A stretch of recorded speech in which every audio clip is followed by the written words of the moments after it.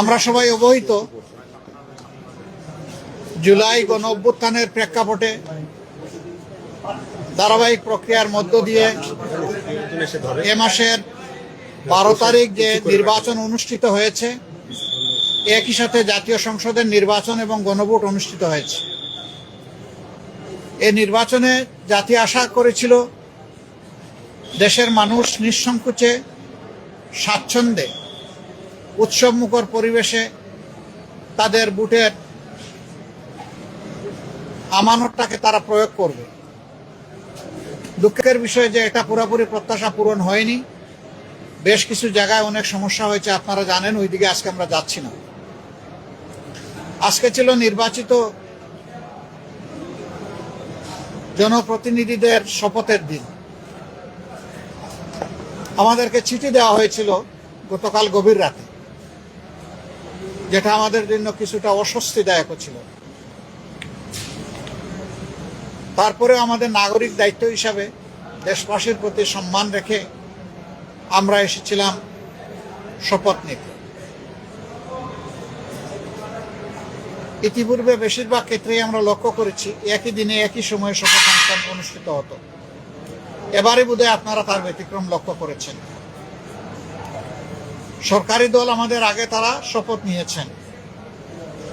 আমাদেরকে সংসদ সচিবালয় থেকে যে পত্র বা চিঠি দাওয়াতনামা দেওয়া হয়েছিল, সেখানে 2টি শপথের কথা উল্লেখ ছিল। বলা হয়েছিল সংসদ সদস্য হিসেবে আমরা প্রথমে শপথ নিব, একটা সাদা ফর্ম আমাদেরকে বিলি করা হবে, প্রয়োজনীয় লেখাজোখা শেষ করে আমরা সেটা জমা দেব।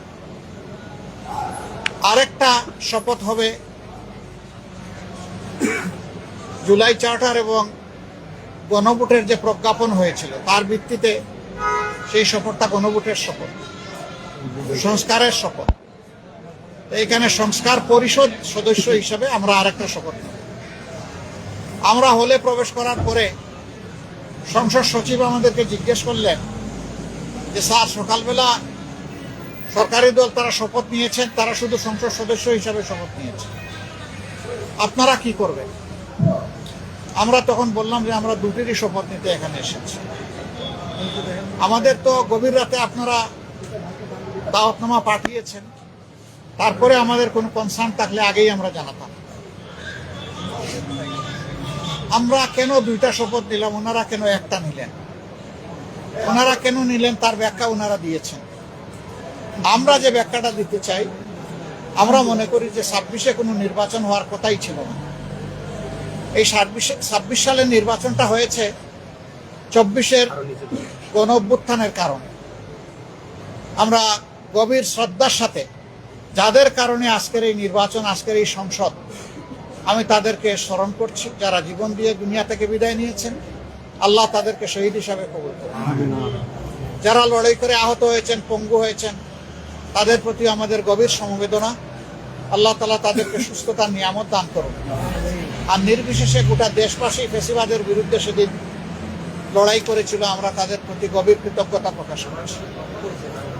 সম্মানিত সাংবাদিক বন্ধুগণ, আমরা আজকে হয়তো শপথ নিতে ভিন্ন চিন্তা করতে পারতাম, কারণ জুলাইয়ের আকাঙ্ক্ষা এবং গণভোটের রায়, এই 2টার প্রতি সম্মান দেখানো রাজনৈতিক দল হিসাবে আমাদের পবিত্র দায়িত্ব আমরা গণ্য করেছি। আমরা গণভোটের রায়কে সম্মান করেছি, জুলাইয়ের আকাঙ্ক্ষাকে সম্মান করেছি, যারা আমাদেরকে ভোট দিয়েছেন তাদেরকে সম্মান করেছি, এবং আমরা একমত হয়েছি যে এই শপথ নেওয়া আমাদের কর্তব্য। তবে আমরা মনে করি সরকারি দল শপথ না নিয়ে তারা জুলাইকে উপেক্ষা এবং অবজ্ঞা করেছেন। এতে জন আকাঙ্ক্ষার বিপরীতে তাদের অবস্থান বলে আমরা মনে করি। সংস্কারের বিপরীতে তাদের এই অবস্থান স্পষ্ট। যদিও তারা ব্যাখ্যায় বলেছেন যে সংসদ বসে তারপরে প্রভিশন ক্রিয়েট করে এটা তারা দেখবেন, আমরা এটা দ্রুত দেখতে চাই। যদি তারা জুলাইকে সম্মান করেন, যদি সংস্কারকে তারা ধারণ করেন, যদি আজকে যিনি প্রধানমন্ত্রী শপথ নেবেন তিনি নিজেও নির্বাচনী ক্যাম্পেইনে গিয়ে বলেছেন যে আপনারা গণভোটে হা বলুন, যদি এর প্রতি তারা শ্রদ্ধাশীল হন, আমরা মনে করি তারা ওই শপথটাও নেবেন। কার কাছে শপথ নেবেন সে দাবি আমরা করব না। ওনাদের পছন্দ মতো অ্যাপ্রোপ্রিয়েট অথরিটির কাছে ওনারা নিতে পারেন, আমাদের কোনো অসুবিধা নেই। কিন্তু আমরা দেখতে চাই জুলাই সম্মানিত হয়েছে এবং জুলাই স্বীকৃত হয়েছে।